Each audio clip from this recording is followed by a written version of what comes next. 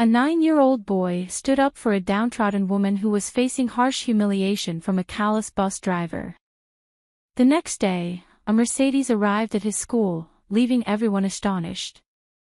On a gloomy morning, Oliver and his dad Leo stood at the bus stop. The cool breeze brought a serene hush over the bustling metropolis as they conversed. Leo, particularly focused, imparted his final guidance to his son since he couldn't accompany him to school due to a crucial job interview. "You recall what I told you, right, son? I won't be able to walk you today as I have an interview lined up. Remember to alight at the stop close to your school as we discussed, all right? It's a big city, so stay vigilant. We don't want you getting lost," Leo conveyed with a blend of concern and assurance in his tone. The 9-year-old boy, displaying a hint of independence, reassured his father with determination. "I'm 9 now, Dad. I've got this," he declared, though his smile betrayed his nerves about his first solo commute. With a proud yet emotional smile, Leo tousled his son's hair. It marked a moment of maturity, a poignant goodbye to childhood. "That's my boy," Leo said, his voice steady, masking his emotions. The bus rolled in with a deep rumble, its large metal body swallowing and spitting out passengers. "Look, the bus is here," Leo announced, helping the youngster aboard. With a tight hug, they bid farewell, promising to reunite later. Oliver boarded, paid his fare, and greeted the driver with a shy, "Good morning." Watching the bus depart, Leo's mind oscillated between interview anxieties and hopes for his son's day. Seated in a corner, Oliver settled in as if it were his own universe, peering through the window. He observed the people, streets, and gray sky, lost in childish musings. The city passed by, its colors faded, accompanied by murmurs of conversation and engines. Yet, what seemed like an ordinary day was poised to become a journey of discovery and challenge. As the bus rumbled forward, Oliver couldn't fathom the surprises looming ahead. This day was bound to steer his life down an unforeseen path, one of those rare moments that shape our character and destiny. Little did he realize that his capacity for empathy would face a trial. At a bustling station, the bus halted, welcoming a stream of passengers. Amidst them, one figure stood out conspicuously. A woman, her countenance etched with anxiety, boarded the bus. Her eyes darted restlessly, scanning the surroundings as if in perpetual search. They mirrored a tangible fear and profound worry, leaving an impact on all who caught her gaze. She seemed out of place, carrying an aura of despair that enveloped her like an invisible cloak.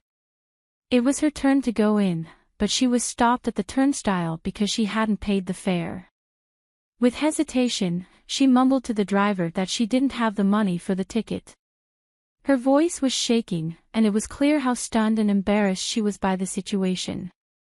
The driver, who was clearly not on his best day, exploded into outrage. His words were harsh and cruel. "What do you mean you have no money? Then what the hell are you doing here? Get off, girl, get off my bus." The way he raised his voice and the brutality of his words resonated throughout the vehicle, attracting curious and embarrassed looks. The woman, visibly humiliated, began to beg, trying to explain her need to get to her destination and promising with painful sincerity that she would come back to pay. "Sir, I swear I'll come back to pay you," she pleaded. But the driver was merciless, hurling accusations and unfounded judgments at her, further aggravating her humiliating situation.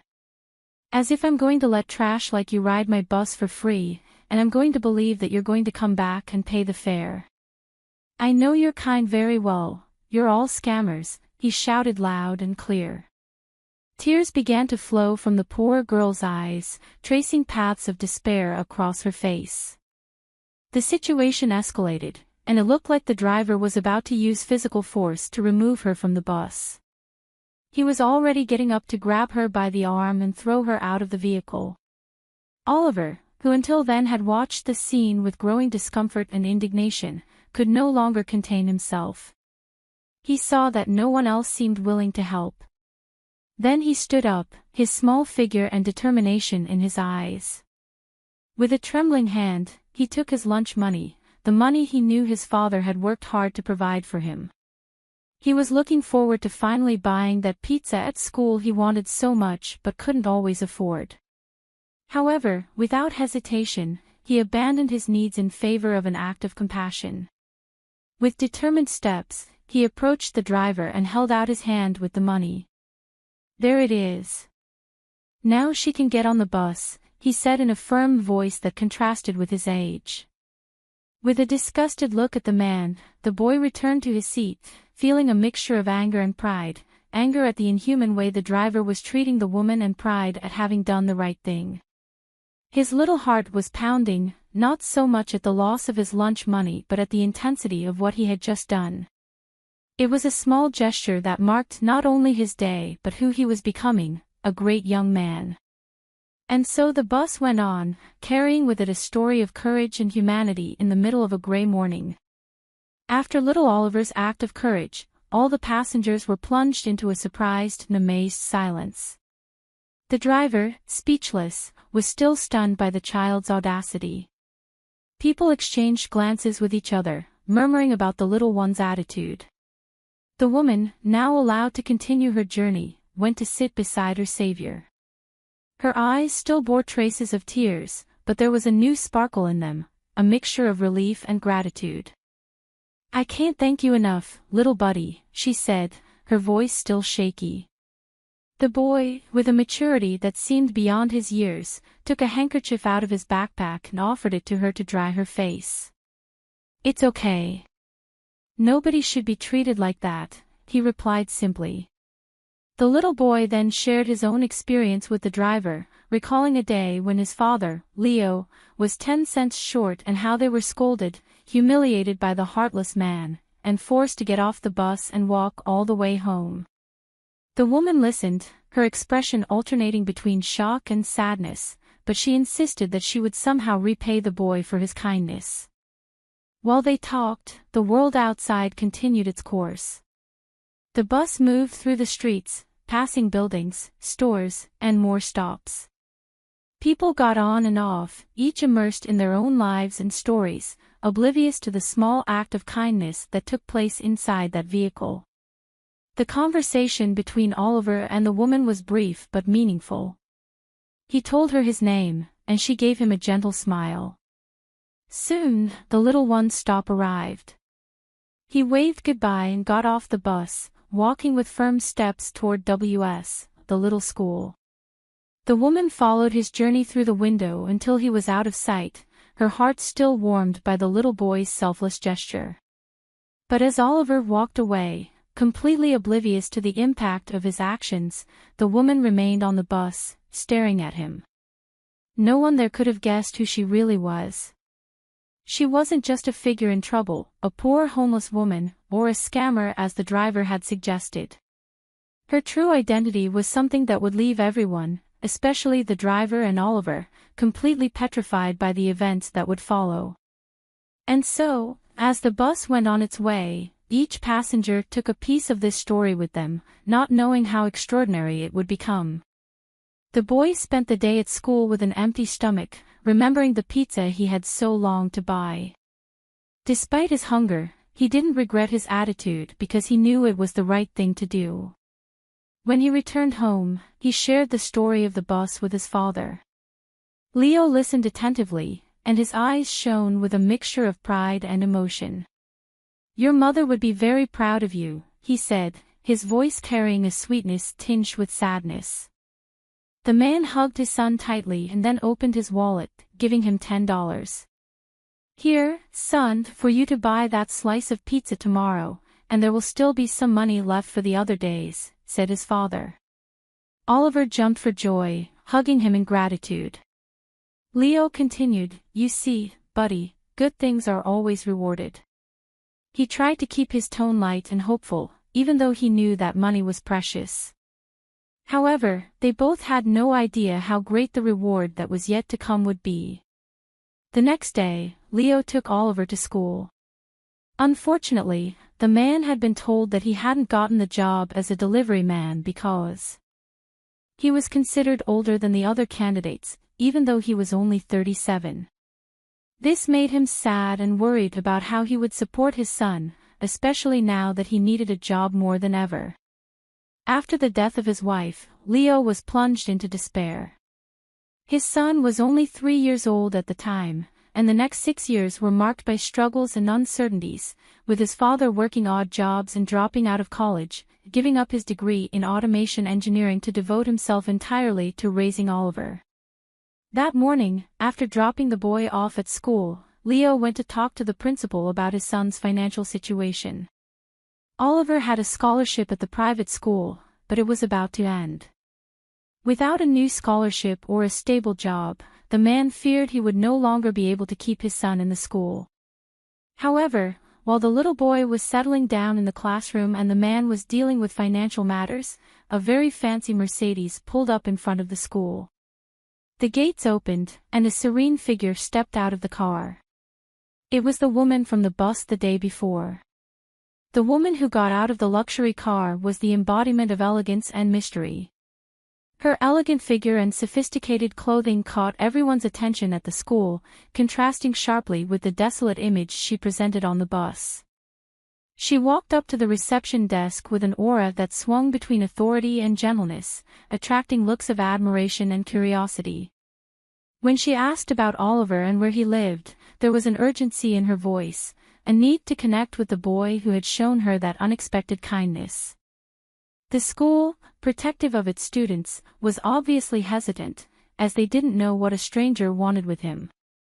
But the coincidence that Leo was there dealing with financial matters made the meeting easier. "You're lucky his father is here. Do you want to talk to him? Because we can't give you any private information about our students," said the employee, noting the importance of the request. "Yes, please call his father." "I'll be waiting," the woman asked with the politeness of a princess. A few minutes later, Leo, with an expression of concern and curiosity, was led up to her. When he saw her, his mind spun in disbelief. She was stunning, with a beauty that seemed to illuminate her surroundings. "Mr. Leo," announced the receptionist, "this woman said that your son helped her on the bus yesterday and wanted to talk to you." The man's heart beat faster, not only because of his surprise but also because he remembered Oliver's story about the poor woman on the bus. It didn't make sense because he thought it was a homeless woman, not the goddess he was seeing in front of him. She introduced herself, "Hello, Leo, my name is Daisy," and began narrating her interaction with the little boy, expressing her gratitude and admiration for him. Her words were like music to the father's ears, who listened attentively, each sentence boosting his paternal pride. "He was a real gentleman, offering me a handkerchief and paying for my ticket. Such a young boy with such a big heart," she said with emotion in her voice. The two left the reception and went to talk in the school garden, where the conversation flowed naturally in that quiet, welcoming space. As they walked, the woman shared more about her intention to help the little boy. She spoke about the importance of education and how moved she was by the situation of Leo and his son, as the receptionist had told her about them while she was waiting for him to arrive. "It's hard to find such kindness and courage these days. Your son is really special, and you're an incredible father for raising him like this," she said, looking into his eyes. Then Daisy made the offer that would change their lives. "I'd like to pay for your son's education. It's a small way of repaying the great kindness he has shown me." Leo was speechless. His mind struggled to process the generosity and the impact it would have on his and Oliver's future. The man tried to refuse the offer, moved by surprise. "No, I can't accept it. It's too much," he said. But the woman insisted, her determination evident in every word. "Please, Leo, I insist. You deserve it." Overwhelmed by emotion and gratitude, the father finally gave in. Tears began to stream down his face as he fell to his knees on the garden lawn. Thank you so much," he murmured over and over again, each word a sigh of relief and joy. In the middle of that garden, among the flowers and under the open sky, a simple act of kindness had unleashed a wave of generosity and hope that would transform their lives forever. The two of them sat on a bench under the shade of a tree. The atmosphere of the school enveloped them in a welcoming embrace. The woman began to tell her story, and each word revealed a reality that sounded more extraordinary than any fiction. Daisy Rohr was the daughter of a luxury car magnate, August Rohr, and the previous morning, just before sunrise, she had been the victim of an attempted kidnap. She described how, by a stroke of luck and determination, she managed to escape from the car in which she was captured, running desperately through the city. When she was already far away but still fearful of being found, with the crowd waking up to work, she got on the first bus she saw without any money or belongings. The anguish and fear were evident in her voice as she recounted the despair of that moment. Leo listened, each word painting a clearer picture of the woman in front of him. When Oliver helped her, she mentally recorded the location of the school, determined to find a way to repay his kindness.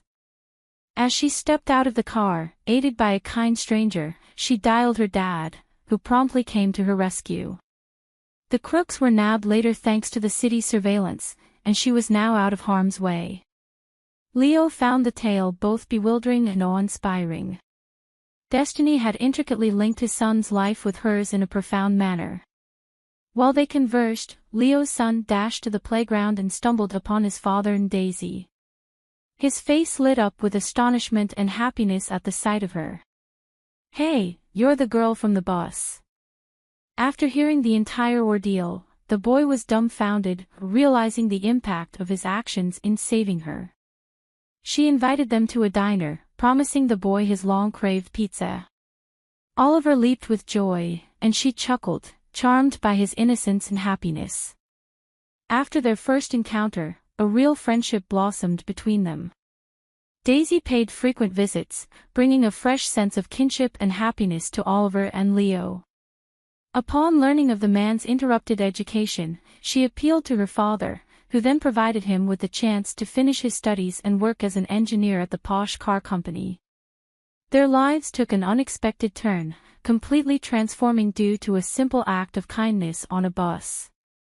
As time passed, Leo and Daisy fell in love, and Oliver finally found the mother figure he had longed for.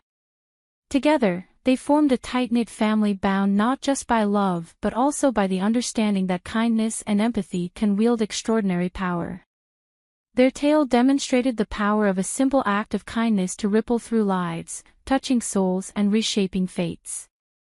Thus, thanks to the compassionate gesture of a young boy aboard a bus, the trajectory of one family's existence altered, blooming into joy and affection.